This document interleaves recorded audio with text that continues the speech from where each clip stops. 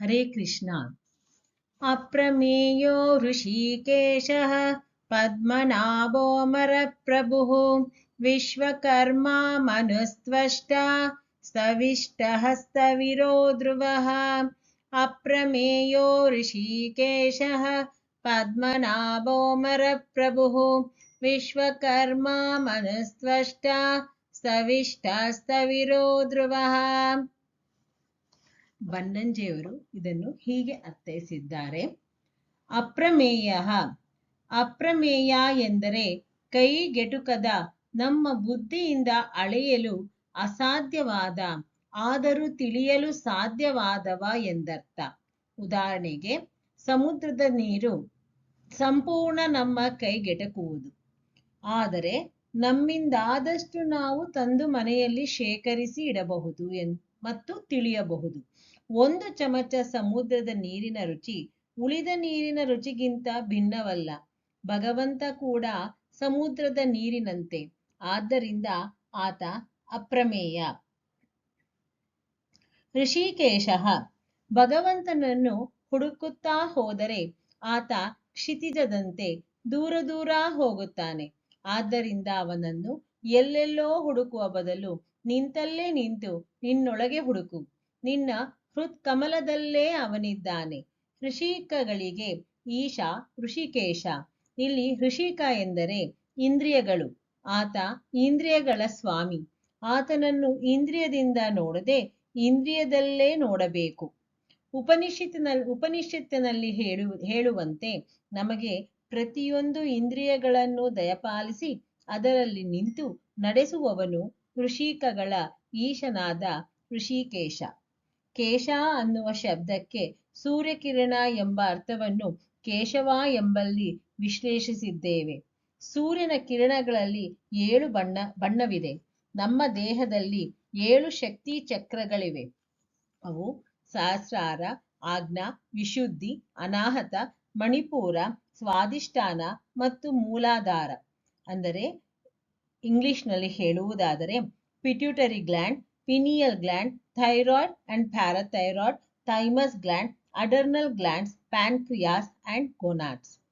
ಅದೇ ರೀತಿ ಅಗ್ನಿಯಲ್ಲಿ ಕೂಡ 7 ಬಣ್ಣವಿದೆ. ನಮ್ಮ ದೇಹದಲ್ಲಿರುವ 7 ಶಕ್ತಿ ಕೇಂದ್ರಗಳಿಂದ ಹೊರಹೊಮ್ಮುವ 7 ಭಾವನೆಗಳನ್ನು ಅಗ್ನಿಯ 7 ಬಣ್ಣಗಳ ಮೂಲಕ ಸೂರ್ಯ ಕಿರಣದ ಜೊತೆಗೆ ಸಮ್ಮಿಲನ ಮಾಡುವ ಕ್ರಿಯೆಯನ್ನು ಹೋಮ ಎನ್ನುತ್ತಾರೆ. ಆದ್ದರಿಂದ ಭಗವಂತನಿಗೆ ಸಲ್ಲಬೇಕಾದ ಯಾವುದೇ ಹೋಮವನ್ನು ರಾತ್ರಿ ಮಾಡುವುದಿಲ್ಲ. ಈ 7 ವರ್ಣದಲ್ಲಿ ತುಂಬಿ ಬದುಕಿಗೆ ಹರ್ಷವನ್ನು ಕೊಡತಕ್ಕಂತಹ ಭಗವಂತ ಋಷಿಕೇಶ. ಪದ್ಮನಾಭ, ತಾವರೆ ರೂಪದ 14 ಲೋಕಗಳುಳ್ಳ ಈ ಬ್ರಹ್ಮಾಂಡದ ಯಾರ ನಾಭಿಯಿಂದ ಸೃಷ್ಟಿಯಾಗಿದೆಯೋ ಅವನು ಪದ್ಮನಾಭ, ಈ ಸೃಷ್ಟಿಯ ಕಾರಣ ಪುರುಷ. ಅಮರಪ್ರಭು, ಮರರು ಅಂದರೆ ಮರಣ ಹೊಂದುವವರು, ಅಮರರು ಎಂದರೆ ಮರಣವಿಲ್ಲದವರು ಎಂದರ್ಥ. ಮರಣ ಕೇವಲ ಭೌತಿಕ ಶರೀರಕ್ಕೆ ಹೊರತು ಸೂಕ್ಷ್ಮ ಶರೀರಕ್ಕಲ್ಲ. ಮುಕ್ತಿ ಪಡೆದ ಎಲ್ಲಾ ಜೀವಾರು ಅಮರರು. ಬ್ರಹ್ಮಾದಿ ದೇವತೆಗಳು ಅಮೃತಪಾನದಿಂದ ಅಮರರೆನಿಸಿದ್ದರೂ ಕೂಡ ಅವರಿಗೂ ಹಲವು ಕಲ್ಪಗಳ ನಂತರ ಮರಣ ಮತ್ತು ಮೋಕ್ಷವಿದೆ. ಆದರೆ ಬ್ರಹ್ಮಾದಿ ದೇವತೆಗಳ ಆಯಸ್ಸು ದೀರ್ಘವಾದ್ದರಿಂದ ಅವರನ್ನು ಅಮರರು ಎನ್ನುತ್ತಾರೆ. ಇಲ್ಲಿ ಅಮರಪ್ರಭು ಎಂದರೆ ಮುಕ್ತಿ ಪಡೆದ ಜೀವರಿಗೆ ಹಾಗೂ ಬ್ರಹ್ಮಾದಿ ದೇವತೆಗಳಿಗೆ ಒಡೆಯ, ಪ್ರಭು, ಒಡೆಯ ಎಂದರ್ಥ. ವಿಶ್ವಕರ್ಮ, ವಿಶ್ವಕರ್ಮ ಎಂದರೆ ಈ ವಿಶ್ವದ ವಿನ್ಯಾಸಕಾರ, ಅಂದರೆ ಆರ್ಕಿಟೆಕ್ಟ್. ಪ್ರಾಚೀನ ಗ್ರಂಥಗಳಲ್ಲಿ ಈ ವಿಶ್ವವನ್ನು 55 ಅವಯವಗಳಿರುವ ಪ್ರವೃತ್ತಿ ಮತ್ತು ನಿವೃತ್ತಿ ಎಂಬ 2 ಹಣ್ಣುಗಳಿರುವ ಒಂದು ಮರವನ್ನಾಗಿ ವರ್ಣಿಸಿದ್ದಾರೆ. ಇಲ್ಲಿ ಪ್ರವೃತ್ತಿ ಎಂದರೆ ಭೌತಿಕ ಸುಖದ ಬೆನ್ನು ಹತ್ತುವ ಕರ್ಮಜೀವಿ, ನಿವೃತ್ತಿ ಎಂದರೆ ಭೌತಿಕ ಸುಖಕ್ಕೆ ಬೆನ್ನು ಹಾಕಿ ಮೋಕ್ಷದತ್ತ ಪ್ರಯಾಣಿಸುತ್ತಿರುವವ ಎಂದರ್ಥ. ಭಗವಂತನ ಈ ಅಪೂರ್ವ ವಿನ್ಯಾಸದ ಹಿಂದಿರುವ 55 ಪ್ರಮುಖ ಅಂಗಗಳನ್ನು ಮರದ ಉದಾಹರಣೆಯೊಂದಿಗೆ ವರ್ಣಿಸಿದ್ದಾರೆ. ಬನ್ನಿ ಈ ಅಪೂರ್ವ ವಿನ್ಯಾಸವನ್ನು ಸಂಕ್ಷಿಪ್ತವಾಗಿ ನೋಡೋಣ. ಮೊದಲನೆಯದಾಗಿ ಏಕಯಾನಃ ಈ ವಿಶ್ವಕ್ಕೆ ಮೂಲ ಪ್ರಕೃತಿ, ಇದನ್ನೇ ಇಲ್ಲಿ ಮರವೆಂದು ಕರೆದಿರುವುದು. 2 3 ವಿಫಲಃ ಮೇಲೆ ಹೇಳಿರುವ ಪ್ರವೃತ್ತಿ ಮತ್ತು ನಿವೃತ್ತಿ ಈ ಮರದಲ್ಲಿರುವ 2 ಹಣ್ಣುಗಳು. 4 6 ತ್ರಿಮೂಲಃ ಸತ್ವ ರಜಸ್ಸು ಮತ್ತು ತಮಸ್ಸು ಎಂಬ 3 ಬೇರುಗಳು.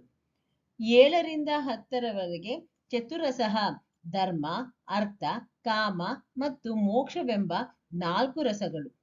10 15 ಪಂಚಶಿಖಃ ಮಣ್ಣು ನೀರು ಬೆಂಕಿ ಗಾಳಿ ಮತ್ತು ಆಕಾಶವೆಂಬ 5 ಬೀಳಲುಗಳು ಅಥವಾ ಶಬ್ದ ಸ್ಪರ್ಶ ರೂಪ ರಸ ಮತ್ತು ಗಂಧ.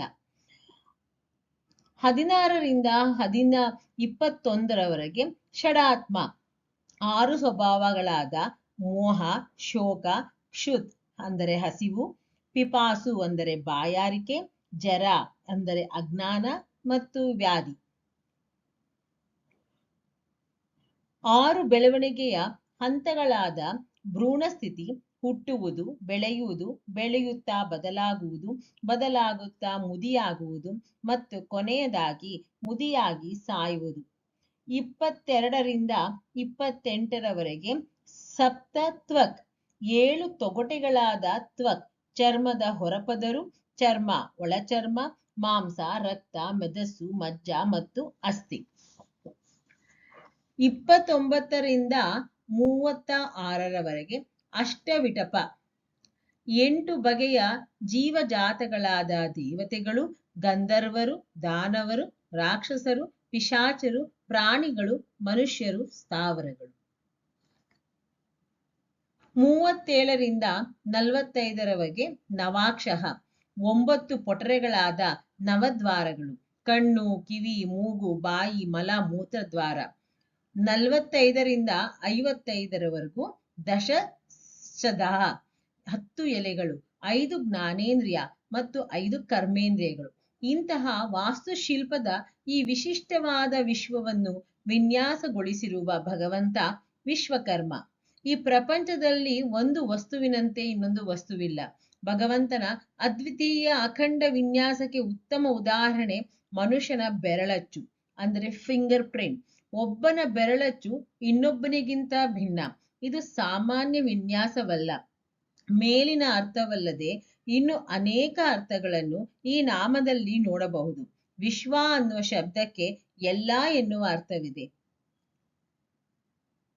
ಆದ್ದರಿಂದ ವಿಶ್ವಕರ್ಮ ಎಂದರೆ ಸರ್ವ ಕರ್ಮಗಳ ನಿಯಾಮಕ ಭಗವಂತ. ಪುರಾಣದಲ್ಲಿ ಕಾಣುವ ದೇವಶಿಲ್ಪಿ ವಿಶ್ವಕರ್ಮ. ದೇವಸ್ಥಾನ ಮತ್ತು ಮನೆಯ ವಾಸ್ತು ವಿನ್ಯಾಸವನ್ನು ದೇವಶಿಲ್ಪಿಯ ಒಳಗೆ ನಿಂತು ನಮಗೆ ಕರುಣಿಸಿದ ಭಗವಂತ ವಿಶ್ವಕರ್ಮ. ಮನುಹು ಮನ್ವಂತರಗಳನ್ನು ಮನು ಎಂದು ಕರೆಯುತ್ತಾರೆ. ಮನ್ವಂತರಗಳು 14. ಅವುಗಳೆಂದರೆ 1 ಸ್ವಯಂಭುವ ಮನು, 2ನೇದಾಗಿ ಸ್ವಾರೋಚಿಷ ಮನು, 3ನೇದು ಉತ್ತಮ ಮನು, 4ನೇ ತಾಪಸ ಮನು, 5ನೇದು ರೈವತ ಮನು, 6ನೇದು ಚಾಕ್ಷುಷ ಮನು. ಇವು 6 ಈ ಕಲ್ಪದಲ್ಲಿ ಸಂದು ಹೋದವು. 7ನೇದು ವೈವಸ್ವ ಮನು ಈಗ ನಡೆಯುತ್ತಿರುವುದು.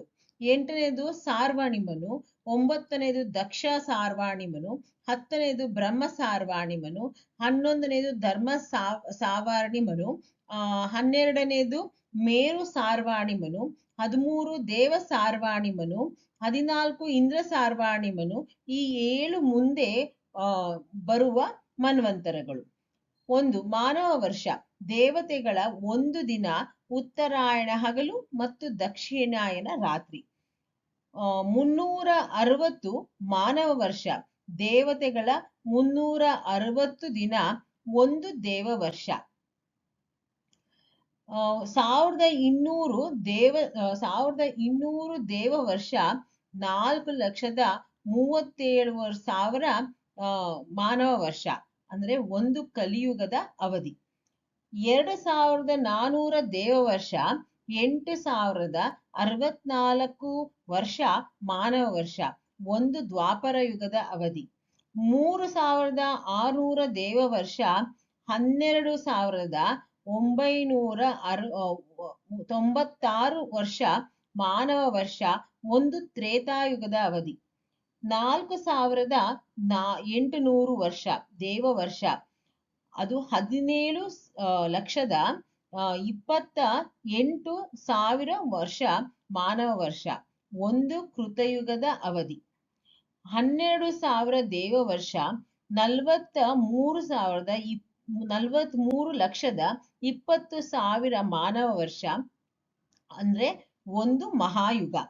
ಸುಮಾರು 71 ಮಹಾಯುಗ ಅಂದರೆ ಒಂದು ಮನ್ವಂತರ, ಒಂದು ಮನುವಿನ ವರ್ಷ. 1,000 ಮಹಾಯುಗ ಅಂದರೆ ಒಂದು ಕಲ್ಪ, ಅಂದ್ರೆ ಒಂದು ಬ್ರಹ್ಮದಿನ ಹಗಲು. 720 ಕಲ್ಪ ಅಂದರೆ ಒಂದು ಬ್ರಹ್ಮ ವರ್ಷ. ಒಂದು ಬ್ರಹ್ಮನ ಅವಧಿ 100 ಬ್ರಹ್ಮ ವರ್ಷ. That equals to 4,32,000 into 1000 into 790 into 100 ಅಂದರೆ 31,104,000 ಕೋಟಿ ಮಾನವ ವರ್ಷ. 31,104,000 ಕೋಟಿ ಮಾನವ ವರ್ಷ. ಯಾವುದರ ಮೂಲಕ ಮನನ ಮಾಡುತ್ತೇವೋ ಅವನು ಮನು. ಮನನ ಮಾಡುವುದು ಮಂತ್ರಗಳ ಮೂಲಕ. ಆದ್ದರಿಂದ ಮನು ಎಂದರೆ ಮನುವಿನೊಳಗಿದ್ದು ಮಂತ್ರಗಳಲ್ಲಿ ಮತ್ತು ಮನ್ವಂತರಗಳಲ್ಲಿದ್ದು ಮನುವಾಗಿ ಎಲ್ಲವನ್ನೂ ಬಲ್ಲ ಭಗವಂತ.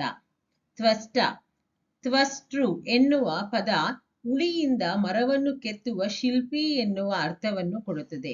ಈ ಹಿಂದೆ ವಿಶ್ವಕರ್ಮ ನಾಮಕನಾಗಿ ಭಗವಂತನನ್ನು ಶ್ರೇಷ್ಠ ವಿನ್ಯಾಸಕಾರನಾಗಿ ನೋಡಿದ್ದೇವೆ.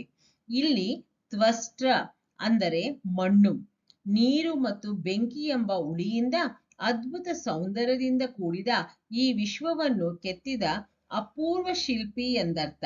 ಪ್ರಳಯ ಕಾಲದಲ್ಲಿ ಎಲ್ಲವನ್ನೂ ಸಂಹರಿಸುವ ಭಗವಂತ ತ್ವಷ್ಟ. ಸ್ಥವಿಷ್ಟ, ಸ್ಥವಿಷ್ಟ ಎನ್ನುವ ಪದ ಸ್ಥೂಲಕಾಯ ಎನ್ನುವ ಅರ್ಥವನ್ನು ಕೊಡುತ್ತದೆ. ಭಗವಂತ ವಿವಿಧತೆಯತ್ ವಿಷ್ಟತಿ ಅಂದರೆ ಆಕಾಶದಂತೆ ಸ್ಥೂಲನಾಗಿರುವವ, ಆದರೆ ಅನಂತ ರೂಪದಲ್ಲಿ ಅನಂತ ವಸ್ತುವಿನಲ್ಲಿ ಅದ್ವಿತೀಯ, ಅನನ್ಯ, ಅನುಪಮ ರೂಪಕನಾಗಿ ತುಂಬಿರುವವನು. ಈ ರೀತಿ ಅಖಂಡವಾಗಿ ಊಹಿಸಲು ಅಸಾಧ್ಯವಾದ ಅದ್ಭುತ ಕಾಯನಾದ ಭಗವಂತ ಸ್ಥವಿಷ್ಟ. ಸ್ಥವಿರೋ ಧ್ರುವ, ಸ್ಥವಿರೋ ಧ್ರುವ ಎಂದರೆ ಮೇಲೆ ಹೇಳಿರುವ ಇಷ್ಟೊಂದು ವೈವಿಧ್ಯತೆಗಳಿಂದ ಎಲ್ಲ ಆಕಾರದಲ್ಲೂ ಇದ್ದು ನಿರ್ವಿಕಾರನಾಗಿರುವ ಭಗವಂತ ಎಲ್ಲಕ್ಕಿಂತ ಮೊದಲಿದ್ದ ಅಚಲ ತತ್ವ. ಬನ್ನಿ ಈ ಶ್ಲೋಕವನ್ನು ಹೇಳೋಣ. ಅಪ್ರಮೇಯೋ ಋಷಿಕೇಶಃ ಪದ್ಮನಾಭೋ ಅಮರ ಪ್ರಭುಃ. ಅಪ್ರಮೇಯೋ ಋಷಿಕೇಶಃ ಪದ್ಮನಾಭೋ ಅಮರ ಪ್ರಭುಃ. ಅಪ್ರಮೇಯೋ ಋಷಿಕೇಶಃ ಪದ್ಮನಾಭೋ ಅಮರ ಪ್ರಭುಃ. ವಿಶ್ವಕರ್ಮ ಮನುಸ್ತ್ವಷ್ಟಾ ಸ್ಥವಿಷ್ಟಃ ಸ್ಥವಿರೋ ಧ್ರುವಃ. ವಿಶ್ವಕರ್ಮ ಮನುಸ್ತ್ವಷ್ಟಾ ಸ್ಥವಿಷ್ಟಃ ಸ್ಥವಿರೋ ಧ್ರುವಃ. ವಿಶ್ವಕರ್ಮ ಮನುಸ್ತ್ವಷ್ಟಾ ಸ್ಥವಿಷ್ಟಃ ಸ್ಥವಿರೋ ಧ್ರುವಃ. ಸರ್ವಂ ಕೃಷ್ಣಾರ್ಪಣಮಸ್ತು.